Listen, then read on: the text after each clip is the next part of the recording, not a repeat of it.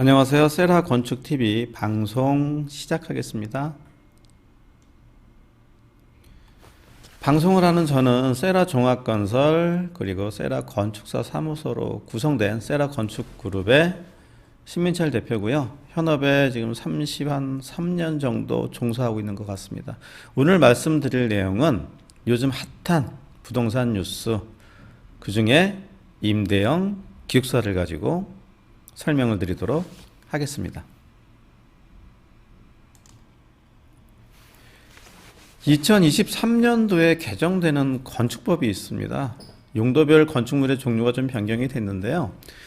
위의 내용을 보시면 이제 기숙사입니다. 기숙사인데 다음 어느 하나에 해당하는 건축물 공간 구성, 이거는 뭐 나중에 그냥 쉽게 설명드릴게요.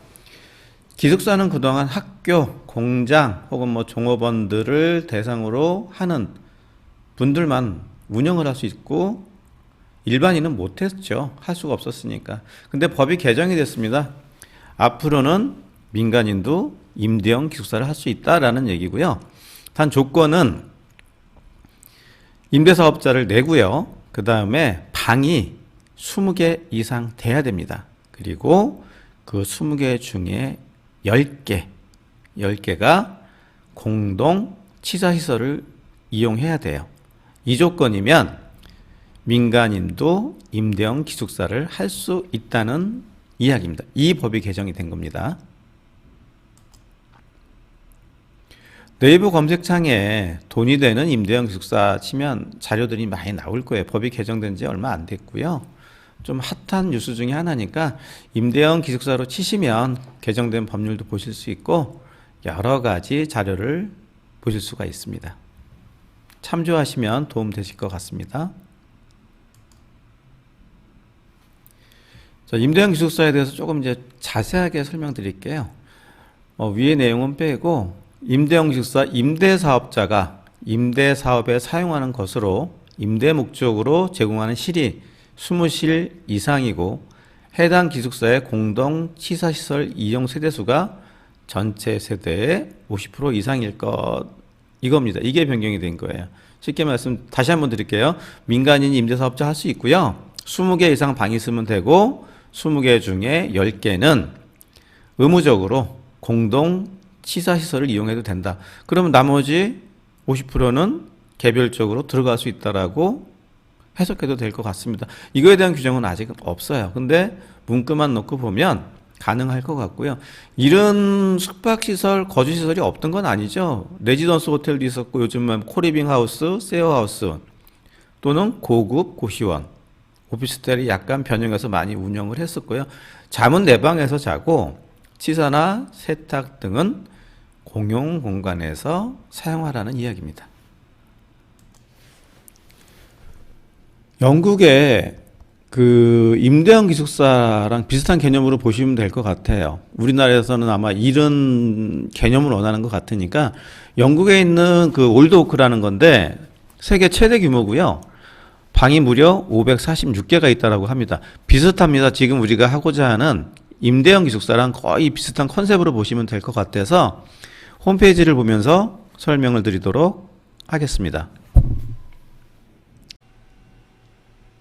영국에 있는 올드오크 한번 내부로 들어가서 보도록 하겠습니다. 거의 비슷한 규모로 보시면 될 것 같아요. 컨셉 자체가 객실 가격 이 부분은 추후에 다시 한번 설명드리도록 하고요. 내부 시설을 한번 보도록 하겠습니다. 일단은 최대 규모고요. 540실 정도에 있는 540실 정도 방이 있는 큰 규모니까 한번 내부로 들어가서 보겠습니다.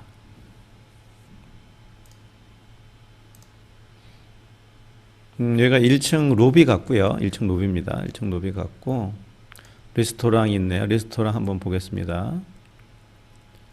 레스토랑이 있고 다시 로비로 나가고요.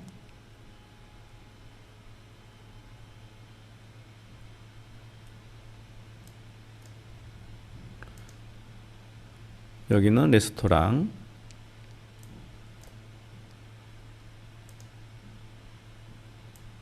여기도 테라스가 있는 레스토랑인가요? 그렇게 보시면 될 것 같고요. 한번 다른 층으로 가보겠습니다. 2층 2층엔 테라스가 이렇게 구성되어 있고요. 3층. 3층은 쉐어 키친하고 스파가 있네요. 여기가 공유 주방. 공유 주방. 그 다음에 스파. 스파가 있네요. 스파가 있고.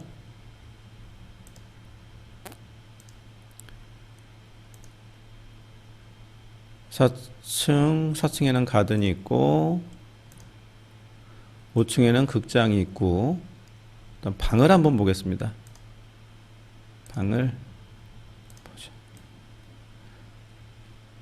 깔끔하게 시설이 잘 되어 있는 방이고요. 여기가 주방, 여기 화장실, 그 다음에 침실 이렇게 구성되어 있습니다. 다른 타입을 한번 볼까요? 비슷한 규모네요, 보니까.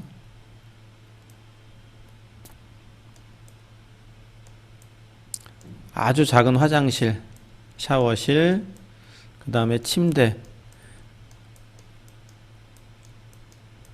이렇게 구성이 되어 있습니다. 밖으로 나가 보겠습니다. 규모가 상당히 크네요. 여기는.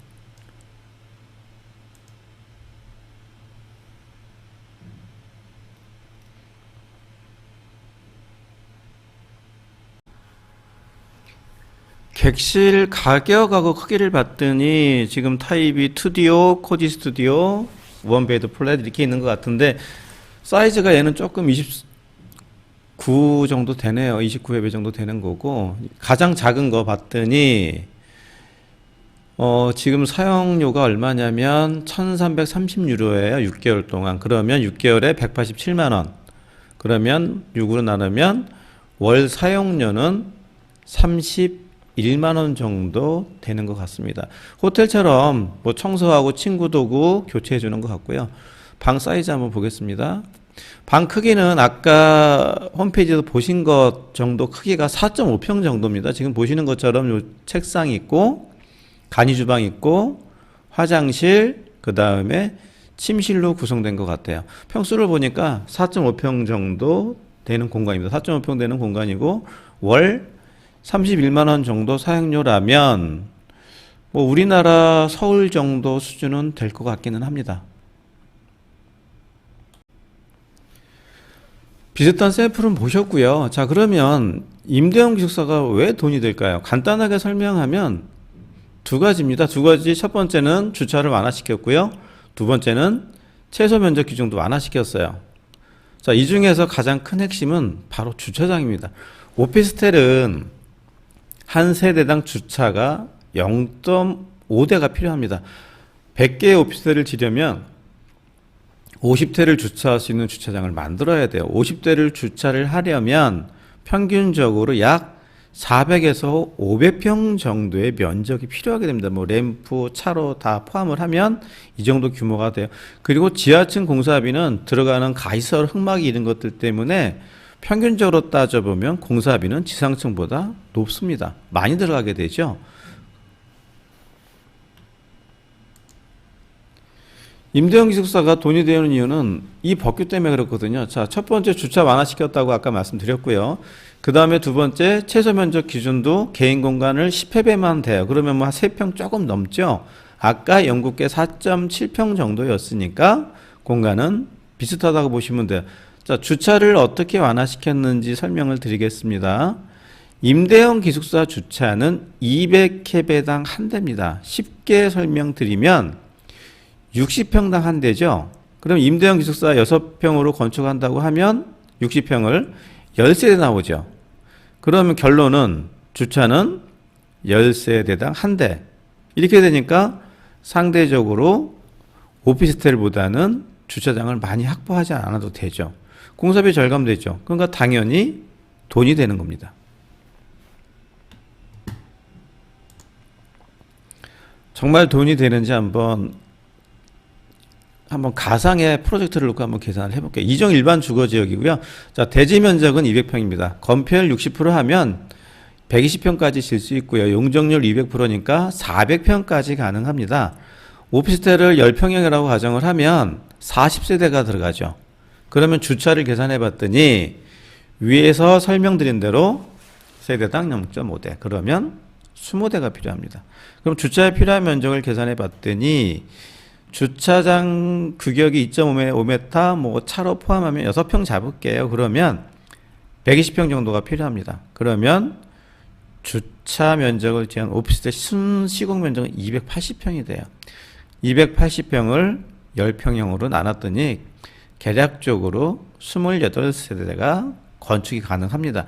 당초에 주차장이 없다라고 가정을 하면 40세대가 가능한데 주차장 때문에 12세대가 빠지고 28세대밖에 안 나와요.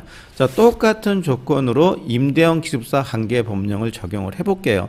조건은 같습니다.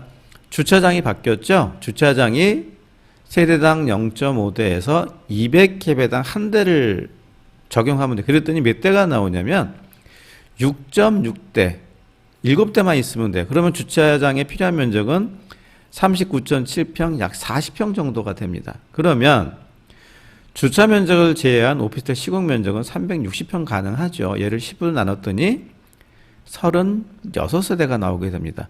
오피스텔 같은 경우에는 28세대밖에 안 나왔는데 임대형 기숙사 법령만 적용해도 36세대가 나와요.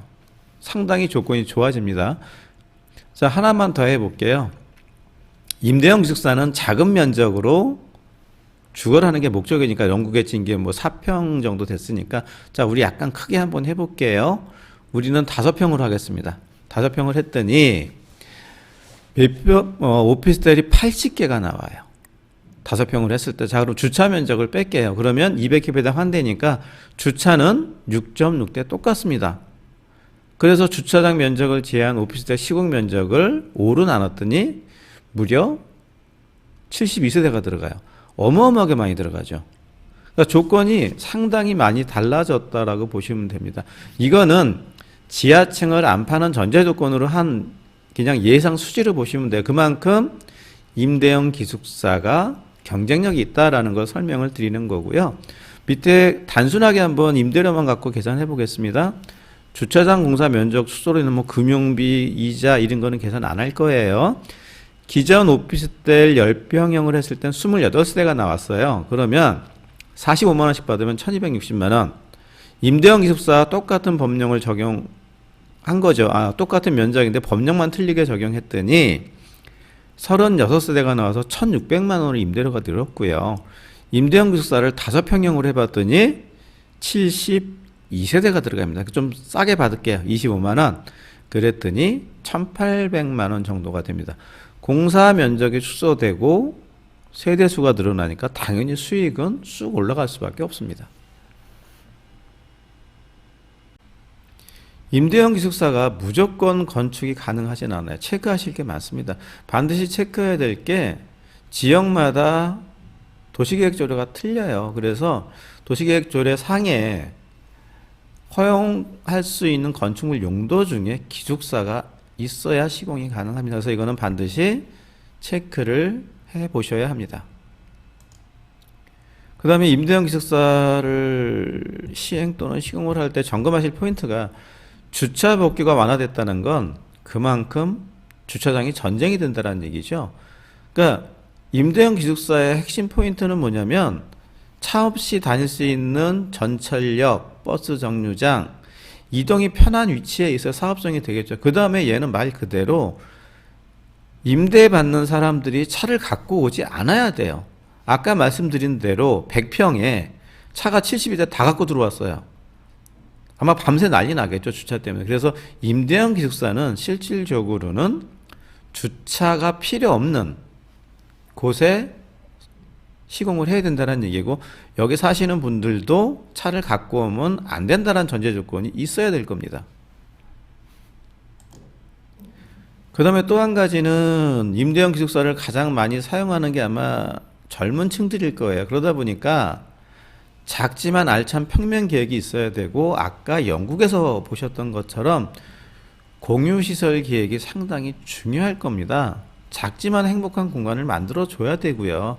단순히 수익성 때문에 닭장처럼 많이 방을 집어넣어서 공간을 만드시는 것보다 정말 젊은 친구들이 행복하게 살 수 있는 공간을 만들어줘야 될 거라고 생각을 합니다. 아마도 임대형 기숙사를 사용하는 게 1인 가구, 특히 경제력이 완성되지 않은 아마 젊은 세대들이 많이 들어와서 살 것 같아요. 많이 도움이 되겠죠.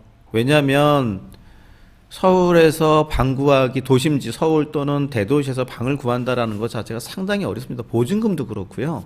월 임대료가 자기 수입의 30% 40% 되는데 상당히 부담이죠. 아마 정부에서 임대형 기숙사를 만든 이유가 1인 가구, 특히 경제력이 아직 완성되지 않은 젊은 친구들에게 좀 마음 편하게 직장 다닐 수 있는 공간을 만들어 주려는 제도라고 생각이 됩니다. 주차장을 축소를 시켜줘서 공사비가 절감되니까 당연히 금융비용과 이자도 줄겠죠. 그러면 절감된 만큼 임대료를 저렴하게 공급할 수 있을 거라는 생각이 듭니다. 그래서 정부에서 주차장을 완화시켜 준 것 같아요. 그래서 개정 후 기대되는 효과는 젊은 친구들이 조금 저렴한 비용으로 정말 깨끗하고 좋은 공간에서 생활할 수 있을 것 같습니다. 아마 이런 공간을 만들어 주는 게 우리 기성세들이 해야 될 책임과 의무겠죠.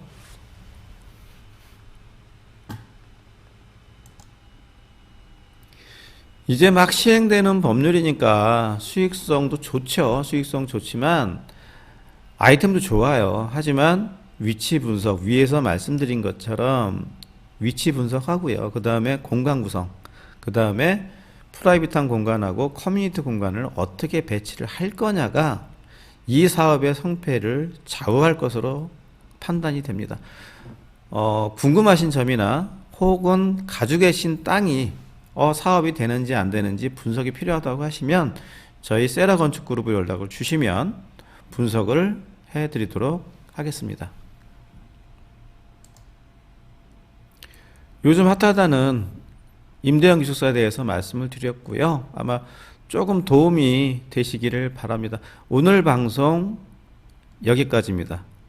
시청해 주셔서 감사합니다.